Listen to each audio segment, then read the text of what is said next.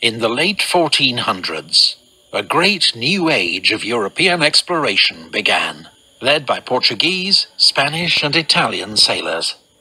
They made great voyages into the unknown, full of danger, adventure, and discovery. These pioneers were driven by Christian zeal and profit. In Europe, spices like cinnamon, cloves, and nutmeg, which grew only in the Far East, were worth their weight in gold.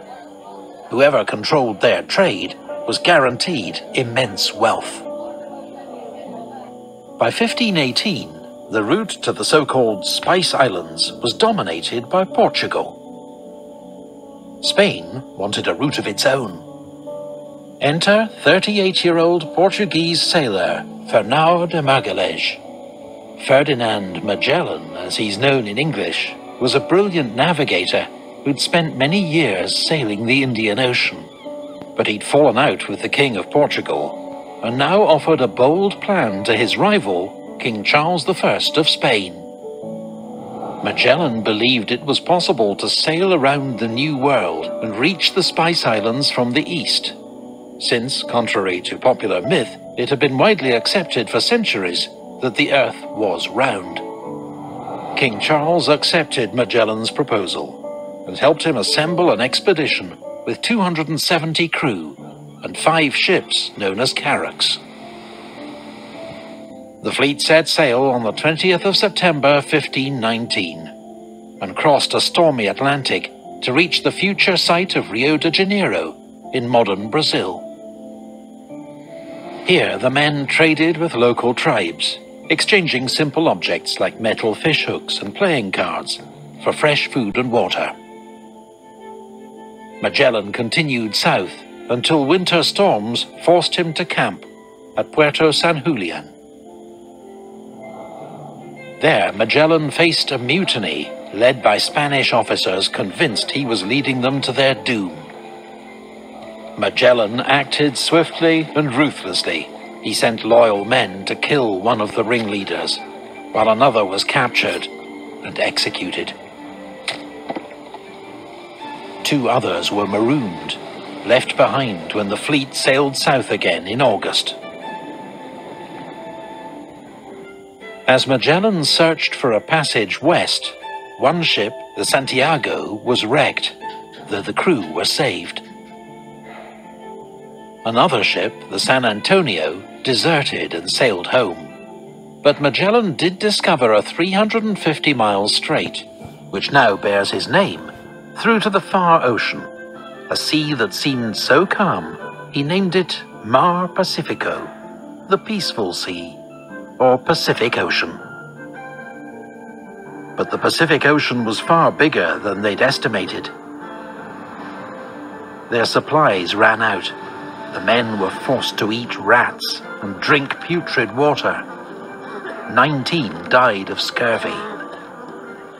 Then, after 99 days at sea, the lookouts spied land.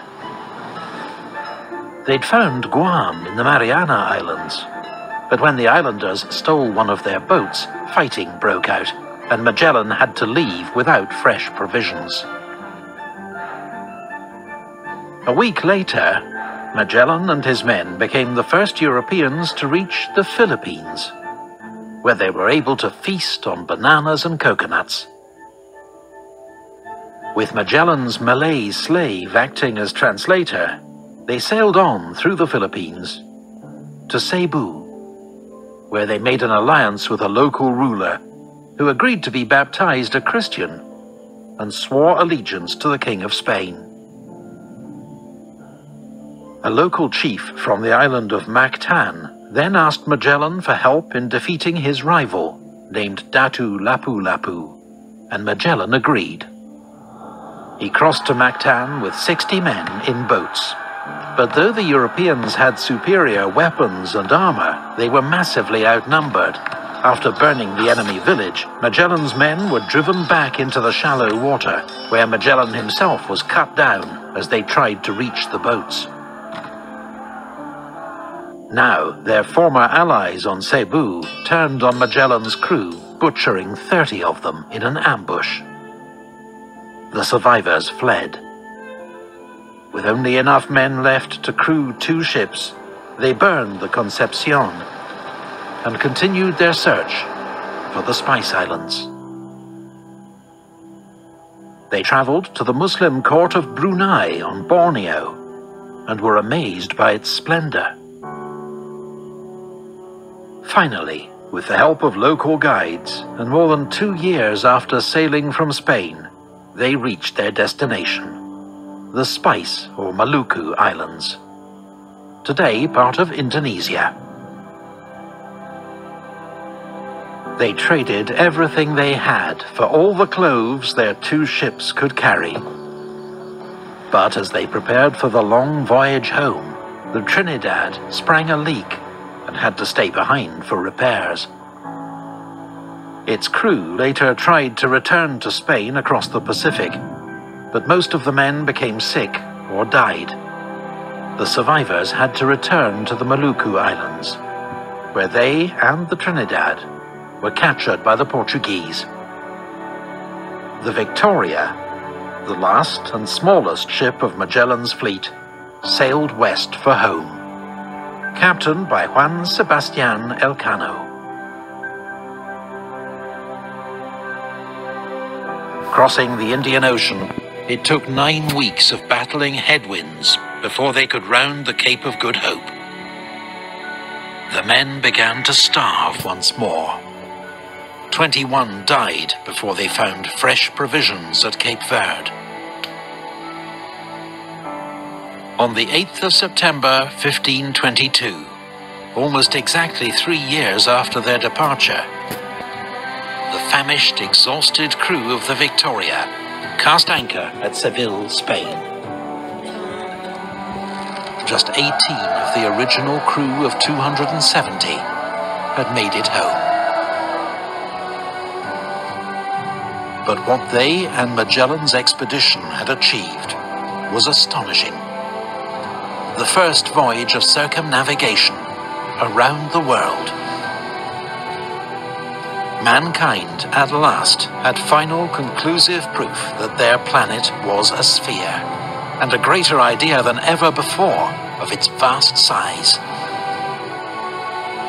It was an incredible feat, not repeated for 58 years, when an Englishman named Francis Drake made his own remarkable voyage around the Earth.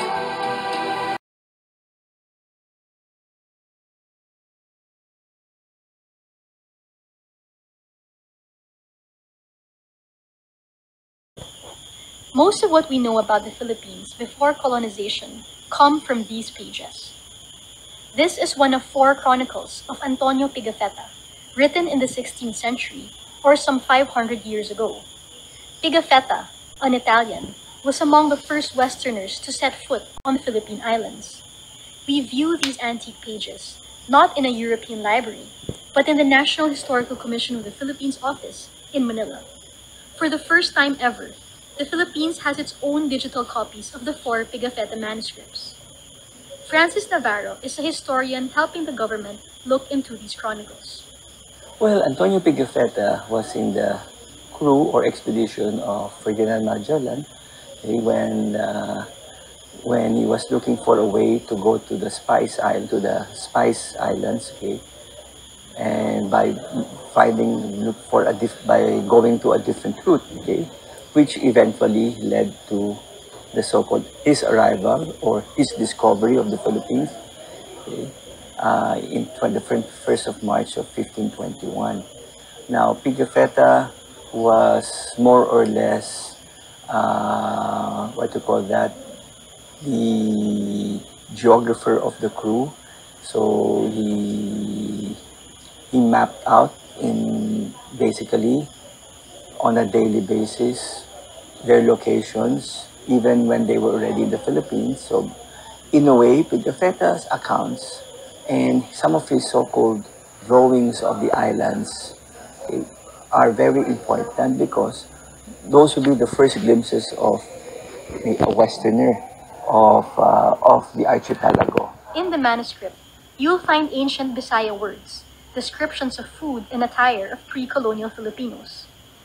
This portion describes the first Easter Day Mass celebrated in the Philippines.